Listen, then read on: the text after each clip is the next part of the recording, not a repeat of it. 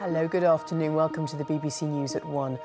A coroner has called for a complete reform of gun licensing laws after hearing the case of a man who shot 3 members of his family before killing himself. Michael Atherton shot his partner, her sister and his partner's niece after a row at their home in County Durham on New Year's Day last year. Durham police were also criticised by the coroner after it was revealed he had been allowed both a shotgun and firearms licence despite a history of domestic violence. Well, Danny Savage is at the inquest in Cook in County Durham for us. Would just remind us of the details, the background to this first of all, Danny.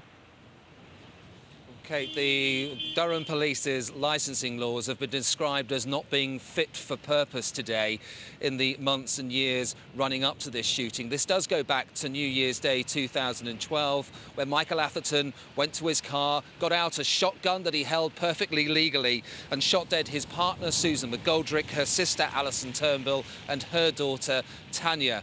Now, following this, he had been in trouble with the police before for issues of domestic violence, and at one point he'd had his guns taken off him, but police had decided to give him his guns back again, and they've now admitted that was the wrong decision. This man had been in trouble with the police. He should not have had his shotgun licence, and that has been the theme of this inquest, this 5-day inquest which finished today. This is what the Independent Police Complaints Commission, who investigated this whole episode, have had to say after today's ruling.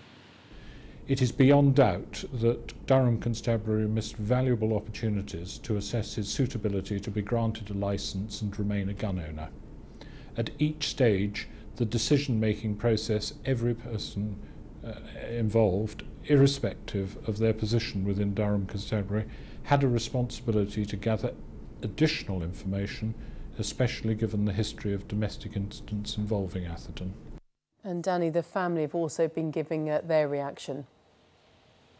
Yes, a huge group of extended family have been watching this inquest as it continues, and they came out and stood in front of the cameras today. They have been left devastated. They've lost 4 members of their family, 3 of them unlawfully killed, and one of them, Michael Atherton, who then took his own life after killing his partner, her sister and her daughter. So they came out today, and this was the family's reaction. We consider the inquest has exposed some serious flaws in the way applications for shotguns and firearms are managed by Durham Constabulary Firearms Licensing Unit. This includes lack of training, if any at all, lack of process, lack of accountability, poor leadership and poor communication structure. The family have had a very emotional and upsetting week, but we will continue with our commitment to improvements in public safety.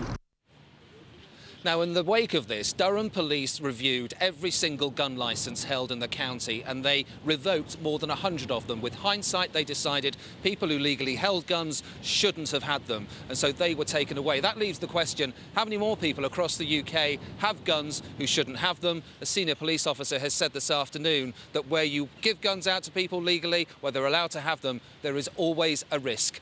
Kate. Danny, thank you. You say more reaction, no doubt, to come on that, but thank you for now. A former police officer